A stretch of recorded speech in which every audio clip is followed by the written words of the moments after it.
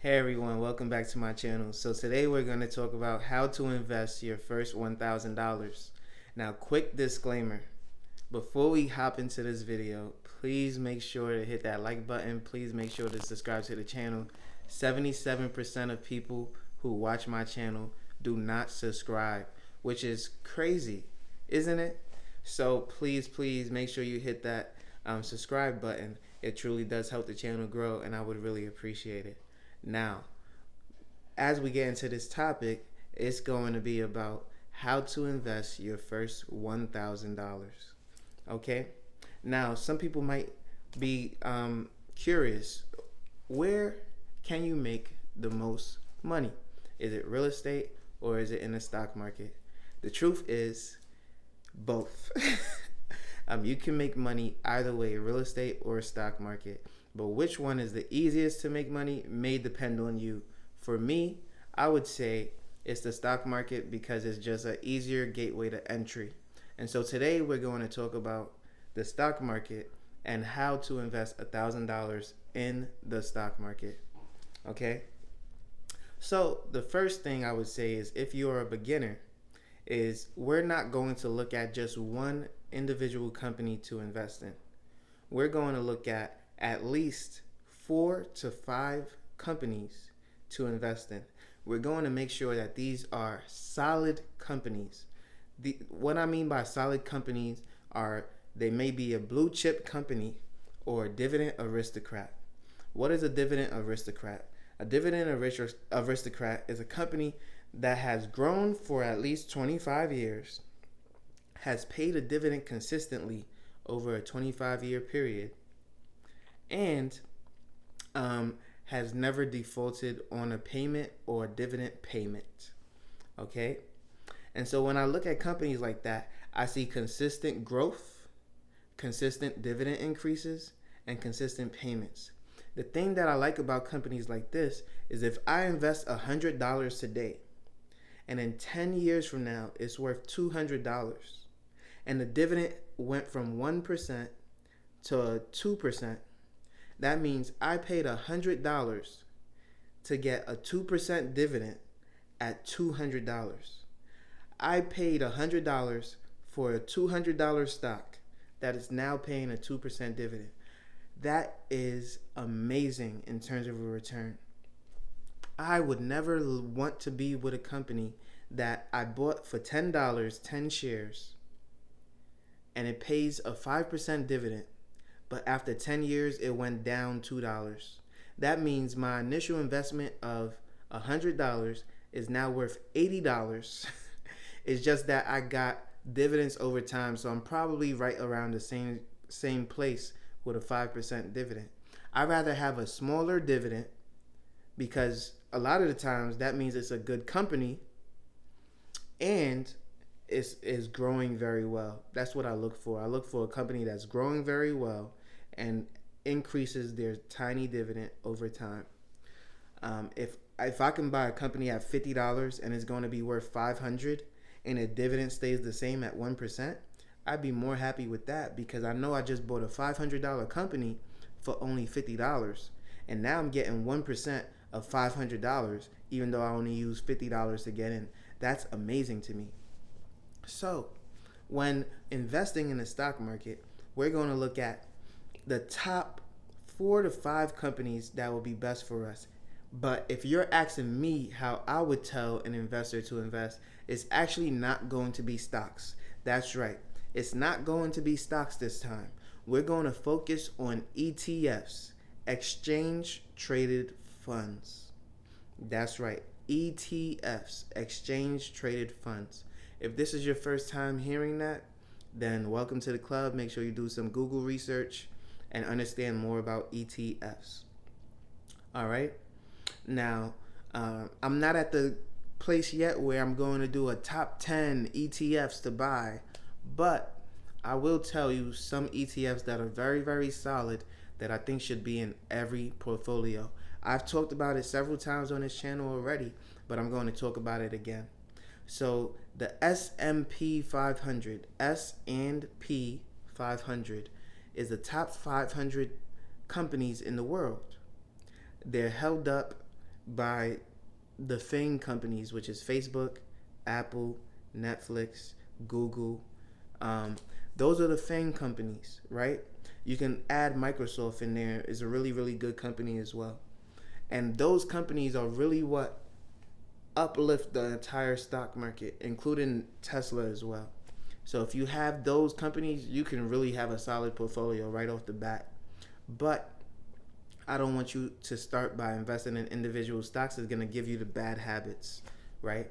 So if you buy the S&P 500, you're going to have a solid dividends. Now, ETFs do have expenses, but those expenses will be taken out over the course of the year. You're not even going to feel it. It's very, very minimal. It's like 0.001%.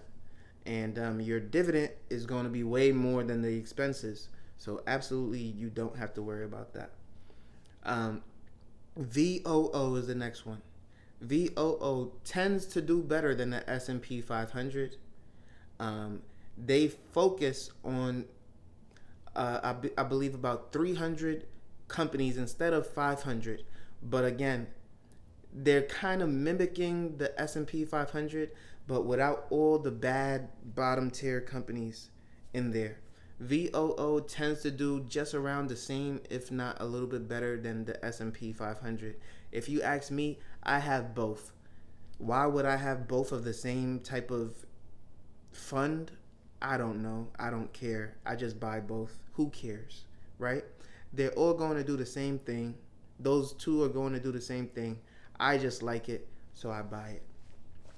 Another one that I personally like a lot is NOBL, and that is an exchange traded fund strictly for dividend aristocrats.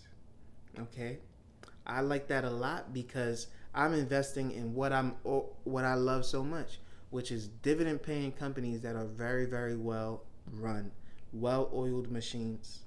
And this is a company that is literally saying, hey, we have all the well oiled machines in one place. Here's all your dividend aristocrats with NOBL. Okay? The next company that I like a lot is actually down right now. And when I keep saying company, but it's an exchange traded fund that I like right now is O. O is a real estate company that invests in single family properties, and they pay a dividend every single month. This stock has been down for me all year long. But now that I have 30 other companies, I am reinvesting that dividend across all the other companies, right? And so it helps me to maintain that dividend. And I don't believe that it's going anywhere. I don't believe that real estate is going anywhere. Yes, we'll be in a recession. We'll get out of it. And then we'll go straight back to the moon. But for the next 3 years, it might be rough on O shares. It might be rough. And for a new investor, I would say don't really get in and maybe don't even buy. Unless you really believe in it, go ahead and get that discount. Go ahead and get that discount. But just know you'll be waiting maybe 3 years before it starts to go up in growth as well, right? But first, starting off, you don't want all your dividends to be sucked in by a company that's bleeding a little bit of money right now. And so VTI is another one that I would like to look at. VTI is a really, really great ETF to look at. Again, you're going to have to do your research. You're going to have to understand what they're about. I believe they're about the tech space. And of course, they all pay a dividend because I don't buy any ETFs that don't pay a dividend. And you got to see what they're invested in. You can look at what VTI is invested in. These are companies that I definitely own. Some people love SCHD. Some people love SPY. I'm not sure if I have any of those in my portfolio at this moment. Maybe SPY, but definitely I don't have SCHD. They're all good companies to have. ETFs to have. I keep saying companies. But do your research. Figure out what ETFs are best for you and really, really hone in on why you should choose these versus any others, right? Now your safe picks are definitely going to be VOO and and the S&P 500. So what I would prefer you do is to invest the bulk of your money into that. So when I say the bulk, I mean you're putting maybe $600 split between those two. That's probably going to get you right around one share or close to one share of both, because they're so expensive. I remember a few years back they were like $200. Maybe you can even get it for $180 at the time. Those were the days. One day they're going to be worth $1,000. I'm going to be looking back about 15 years from now, and these ETFs will be worth $1,000.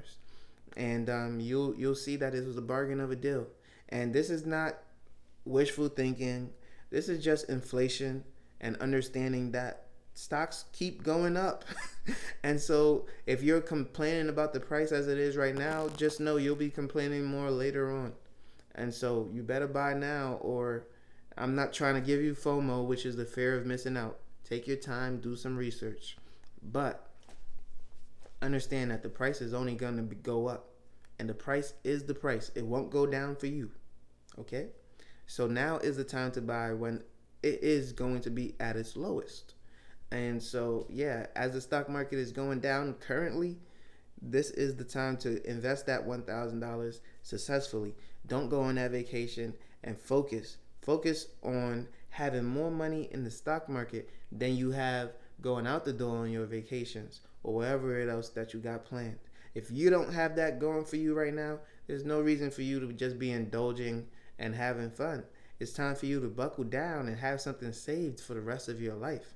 Or what you're going to live off of, huh? If you're fearful of not making money now, then you should be fearful of how you're going to live for tomorrow. And so this is definitely going to put you on the right path to growth and prosperity because, again, over a 10-year period, the S&P 500 is going to have 7 good years. And to me, 7 out of 10 is a real good success rate, especially when it comes to investing. So I'm going to take this one bad year and mark that in the books. And I know that out of the other 2 bad years that's coming, one is already eaten away. So yeah, I'm completely happy with that. And this is what I would tell you to do with your first $1,000. Definitely invest in the stock market, because it's the easiest gateway to entry. You're going to learn a lot, and that's probably going to be the best, is that you're learning a lot of new skills, and then you'll get to implement that and understand what strategy you want to use. And if you decide that dividend investing and ETF investing isn't for you, and you would like to focus on a growth stock, you can use all the skills that you've learned in order to invest in good growth stock companies. If you like this video, make sure you leave a like, comment, and subscribe. You know I post every single day at 8 a.m. daily on YouTube and on Rumble, and I can't wait to see you on the next one. Peace.